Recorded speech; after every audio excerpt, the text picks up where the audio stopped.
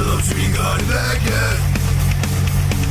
Love twisted and I don't you grab it. Hey guys, before we move on to your regularly scheduled video blog review content, just a quick special announcement. Because everything is a contest and life is nothing but a giant tournament arc, I've decided to steal Exclamation Point's gimmick of staging an imaginary subscriber tournament battle for YouTube supremacy. That's right, I'm coming for you, Exclamation Point. We shall meet in the fields of Valhalla, weapons in hand as we face off in a video essay showdown to once and for all determine who is the champion, who shall walk away from the fields of battle in unending internet glory. So how about you? Give me everything you... Oh god. Oh god, Jesus Christ. He is over 60,000 subscribers. Crap. Okay, there's no way I'm ever going to compete with that. Okay, so Mr. Punctuation Face is a bit out of my league, but that doesn't mean I can't start from the bottom, because every underdog's gotta start somewhere. And stick around, folks, because the first match is gonna be a good one. My first opponent is the YouTube channel for a company I used to work for. They only have around 2,700 subs, but this fight is personal, because I wasted a year and a half of my life being yelled at by the CEO who constantly told me how my content wasn't up to his company's illustrious standards, which mostly consisted of this. Jarek Media, Digital Lab, Studies, Series Language Protocols. Juan.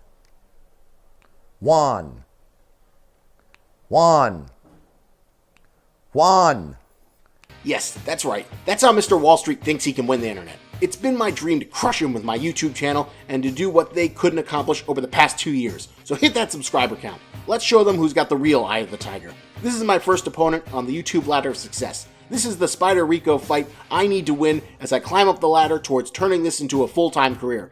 So if you don't want to let that douchebag Wall Street millionaire win, then hit that subscribe button, and as soon as we win this fight, I'll let you guys know who the next opponent is. Now back to your regularly scheduled video blog review content. And then there was light. Welcome to Lobster Magnet's Review, the channel, the review, and yes, there is light. I'm actually gonna leave that in because that is what the theme of this chapter was, and I fucking loved every single page of this chapter. This was a fucking amazing chapter. I'm already giving my score 10 out of 10. Great one, great Dr. Stone. Yeah, I like this chapter too. It's interesting because there's a lot of hype for it and everything, but I was kind of curious about these last few panels of Chrome. Actually, he looks like he's contemplating, and then he smacks his face at the end of it. What is he thinking? What's going through his head right now? I think he's just thinking that, he's, totally on board of the kingdom of science, and he's, thinking that, basically everything Seku told him is true.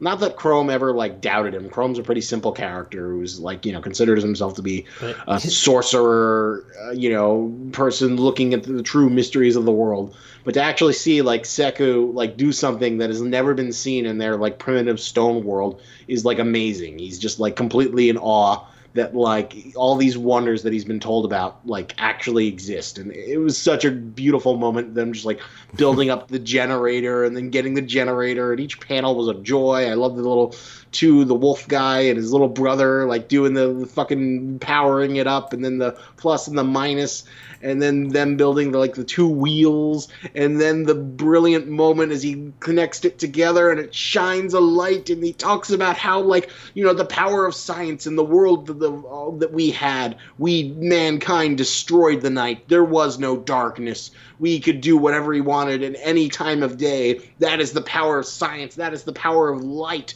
crescending into the darkness that is the natural world as we conquer it through the power of science. And I thought it was an amazing chapter. Yeah, I mean, it was a great chapter. I don't know if I give it a 10 out of 10, but there's just some is a very odd thing with Chrome at the end of the chapter, because shouldn't he be celebrating with Senku? Why is Senku is out in the outside, in the night sky, smiling his ass off, and Chrome is in his hut. He is this, contemplating really hard, all alone. Shouldn't he be celebrating with Senku? Yeah, so I don't know. I'm looking at that page right now, and like maybe he's just like so amazed that like he's completely perplexed. Why? You think there's some darker thing with Chrome that he's gonna like somehow fear Seku, and that like that like the kingdom of science, and somehow turn for like primate God's side? All right, so that's a possibility. I think it could be, but then there's also, like we know what his main motivation is, like cure his his girlfriend of waifuitis. He's wannabe girlfriend of waifuitis. Right. So maybe he's like thinking it could be he's thinking it's like they're one step closer to curing that disease, incurable disease, and that could be it. But also that, like what you said earlier, that first thought, I have a lingering suspicion about it.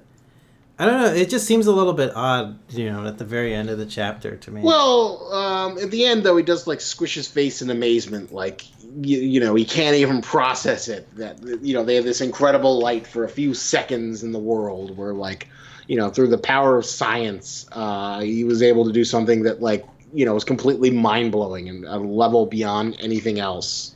Like, it doesn't look like a face of like complete awe and amazement. It looks like a face of like the super like, okay, I'm gonna get super determined to do something. Like he's like prepping himself to become like super determined to like either meet his waifu who's suffering from waifuitis, or he's prepping himself to confront Seku of like, you're going too far. We can't eliminate the night or something like that. I don't know. He looks in complete awe. He looks amazing. He looks so happy, like in the other things, and like just complete. His mind is blown. His mind is blown so much that he has to like force his mouth to move after seeing the incredible power of primitive science brought to life. I guess, yeah. There's like, all right. I'm looking at that moment where they finally make light using the electricity from the power generator. Yep. He does look like, oh wow, like this is amazing, but he does have like a serious expression on him. It's not like the standard kind of Chrome reaction of like, yeah, the super comical reaction that we're used to. I'm wondering if that's like fear, if that's like a sort of more fearful expression of like, wow, science is like can get really like, I don't know what the limit is for this stuff. Well, I feel like his like motivation though is that like this moment is like played for straight. Like a lot of times we'll see like super exaggerated facial things for like comic effect or like high energy effect. Mm-hmm. Well, pretty much everything except for maybe like the Seku, like ooh, I'm allergic to the lacquer, so my face is all puffed up. Right. Everything is played straight. This is like supposed to be like a huge celebration moment of triumph in the face of primitive adversity. So I feel like there's a legitimate sense of awe and wonder, and that's what his face is like conveyed, and that's why we're not getting like the ultra facial fractures for like a gag. Yeah, I suppose that spread is like a legitimately great color, spread of just like Seku, igniting the light and then Chrome looking at it like he's seen the face of God, and the face of God is technology. Yeah, I suppose so. Maybe I'm like reading way too much into it. I think you might be. Just like you're about to read into like that stupid Hunter x Hunter chapter, which we'll be talking about soon. We're gonna have a big old argument about that. We'll see. Maybe there's the seeds of doubt there, but I don't think so. I think this is all celebration about the power of science, and this is exactly what I want to see out of this manga. And I was really pleased with this chapter. I thought it was a great celebration, and I love that like the climax of the arc of an arc like isn't some big super battle. It's just him turning on a light bulb. Yeah, and I like how, they bring it back to like Thomas Edison and, you know, connecting it with like, yeah, society. I'm sure real science nerds would be like, "Oh, Thomas Edison's a fraud. He's a jackass who electrocuted animals. Tesla was real." Yeah, Edison. If you go back into it and like read about him, he was kind of a dick. Oh. He was an ultra competitive dick who did lots of dickish things. And like Tesla was considered to be like the true genius of the light bulb and many other things that he was not credited with. And Edison kind of stole him and left him out for, dead. But, this is like, kind of like, super XY KCD science nerd kind of things, not the sort of like basic history thing. So in this context, Edison, works well for what's needed. Although, the true science nerds know that like Tesla was the real cool guy and Edison was a dick. Okay. Well, that's an interesting little fact I didn't really know about. But yeah, man, you never see the oatmeal comic about Tesla and why Edison was like such a dick, man. That's like the cool thing. It's like something that's like really popular amidst the I fucking love science crowd. Yeah, that's kind of interesting. I'd like to see a little analysis video about that if possible. I'm sure there's like a bunch of them out there, but for the person here, it worked fine in terms of like Edison, Seku reading about Edison and then, being able to transfer his knowledge into the primitive worlds to bring civilization back. Well, I'm curious though how the hell he's gonna like build like a generator to like store up power, because like obviously they can't have like little bamboo light bulbs, being powered by those two guys like all night. I don't. That's not very practical, but it is like you don't necessarily need to have like a full solution to how they're gonna have like power and electricity. You just need this like one step that like is like a shining beacon of hope for like what he'll do next. Yeah.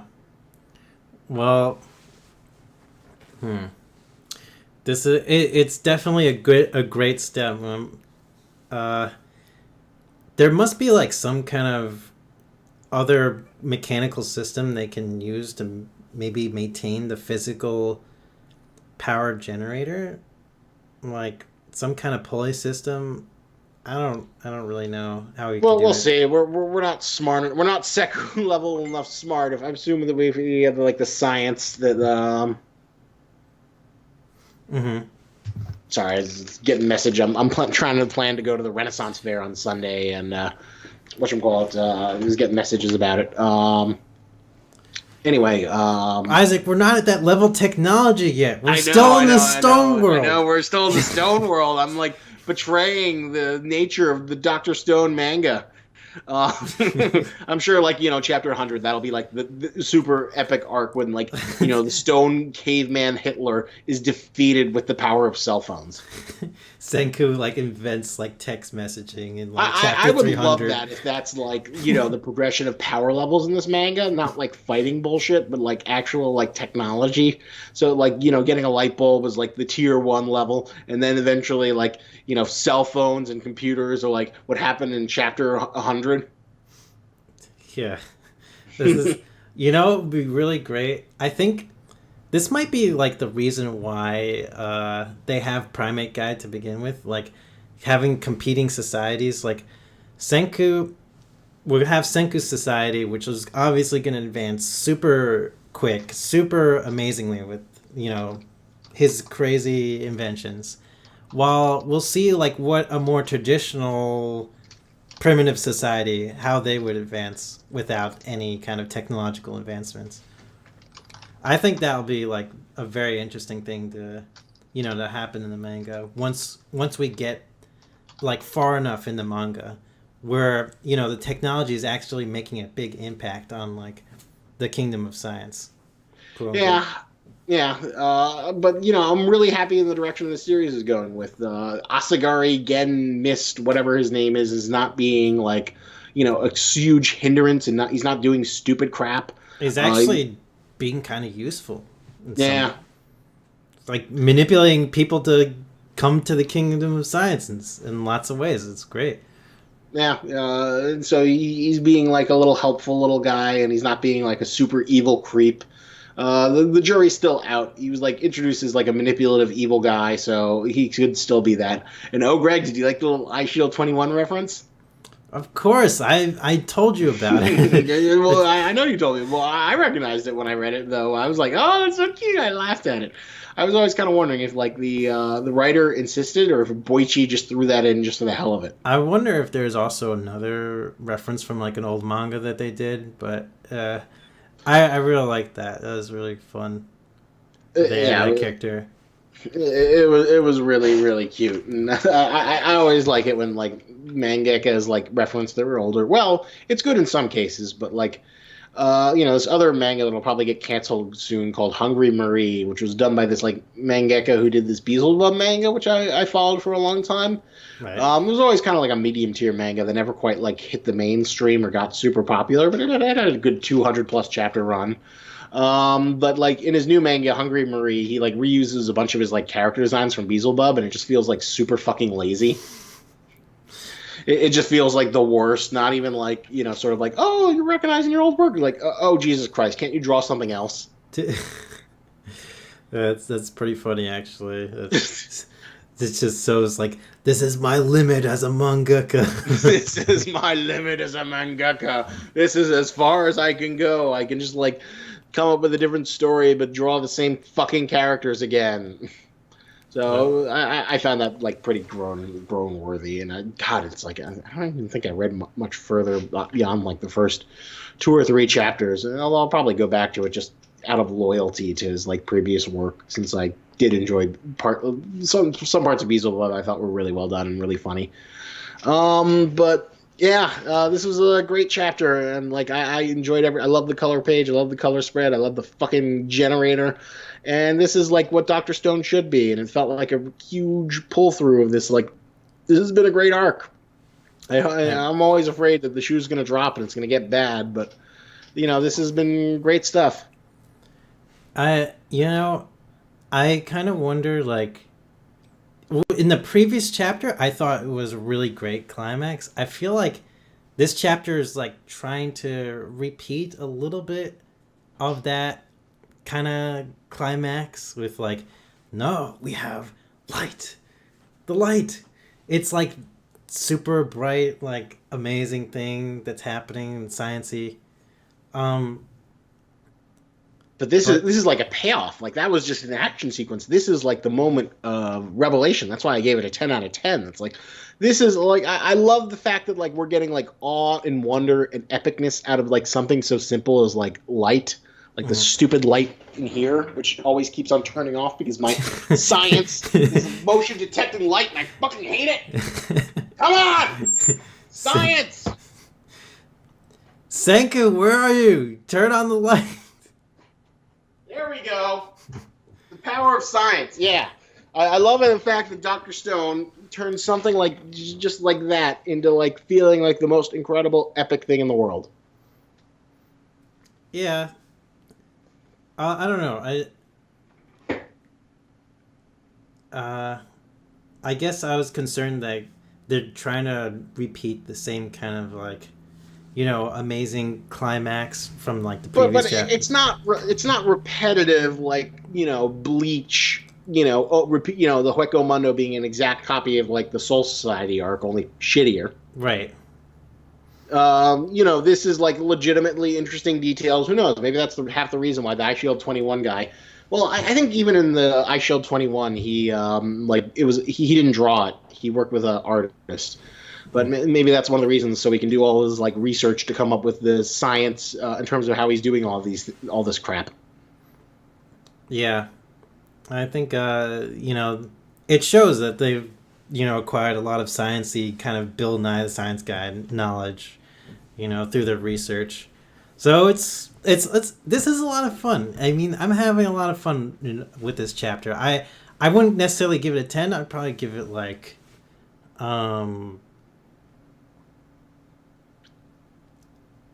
what would you give it?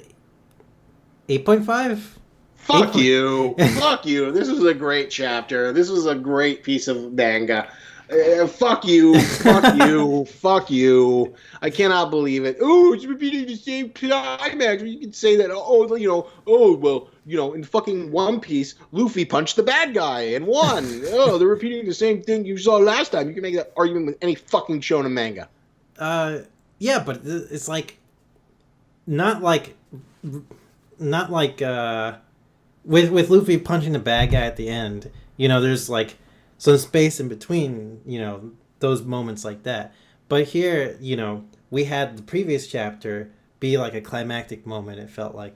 And then but that was just to get the tool for the bigger tool that he needs to do the incredible thing, and the incredible thing was actually providing light. Yeah. Well, this was the result of the action. Yeah, it was the result. I kind of wish that there was like maybe a little bit more toned down about like the hype of like building up a generator, more like maybe getting to know some of the characters a little bit better at the same time. I don't know. I'm being picky about this again. I think you're being ultra picky out of like what was like a great, fun, informative, engaging, hype moment that like, and I love the sort of like, I have a special appreciation for like shonen manga that like, like I wouldn't call Dr. Stone slice of life, but things that take things that are actually practical and exist in the real world and make them feel as cool and epic as like a fight in Dragon Ball Z or One Piece. So, whatchamacallit, Bakuman made the act of creating stories into like a huge, incredibly energetic, visceral experience that was like amazing and engaging, right? Absolutely, yes. Shogeki no Soma like makes the act of cooking seem like the most incredibly skilled, epic, cool thing that you could do. And the best part is like all of it's like based on like real world cuisine, so you can actually do the shit in that manga. And that is why that series like works for me, despite its like numerous fan service and kind of subpar elements that are all carried forth because of the cooking. So, and Dr. Stone in that extension, it's like taking this like high school science, and that's what's making it super engaging. Yeah, and I really agree. It does make it super engaging. I agree with that. I mean, just I guess it was a little bit of a slight concern that they're trying to repeat the same kind of like thing a little bit forcefully. Oh my god! Seku came up with another scientific thing and actually did it! Yay! That's so terrible. Fuck you. No. Fuck you. Okay, in the comments below, I'm very curious to see. Since we are the premier source of Dr. Stone reviews and news in this fucking fledgling community, who do you agree with? Do you agree with me in that this chapter was a masterpiece, or you think that Gorogregoro thinks that it's like, oh, it's repetitive and it's just repeating the same fucking thing? Please let me know in the comments. It's slight. I'm not worried that it could be a trend later on, but I still enjoyed the chapter very much. I did. It was a great chapter. That's why I didn't give it like a full blown like 10 out of 10 chapter thing. But yeah, what do you think we should Slug? Yeah, shill. Good question. Something with light, right? Yeah, I'm thinking either maybe light bulbs, or should we like, what I would love to do is like some sort of like electricity kit. Oh yeah. So like some little kids kit where they're like, wait, yeah. I think I got one. Yeah. Yeah. Let me just check one thing. Okay, yeah. So I got this kit, Science Whiz Electricity Kit. This award-winning kit with a touch of whimsy should be your child's first electricity kit. Step-by-step directions and use on everyday materials bring clarity to how things work. Winner of Scientific Young America's Young Read Award and Creative Top Minds. Includes 40 pages of book material for your creations. For 5 pages and up. 12 activities, build circuit loops, spin motors and pinwheels, light up bulbs, connect batteries and puzzlers, send coded messages. Oh, this is great. This is great. Electricity. Everyone should learn about electricity. Yeah. Yeah. All right. That Science whiz, sounds awesome. kid, electricity kit. Even if you're not a kid, you can be for the kid at heart to like learn scientific principles and have a better understanding. Because for all of us dumb guys out in the world, this is all just like magic, but we take it for granted. But we don't know how electricity works. Oh, you turn on the light. That's all you need to know. We don't know about the circuitry and the fucking power generators and the other crap. We should learn these fundamentals. If you show stupid people how this works, you too could be like Senku, and show off to like a whole bunch of like primitive dumb people. Yeah, which is like everyone, because in America, which is probably where most of the viewers are from, our science is shit. Yeah, it is terrible.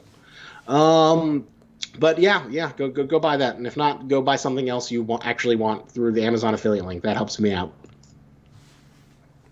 for sure. Yeah.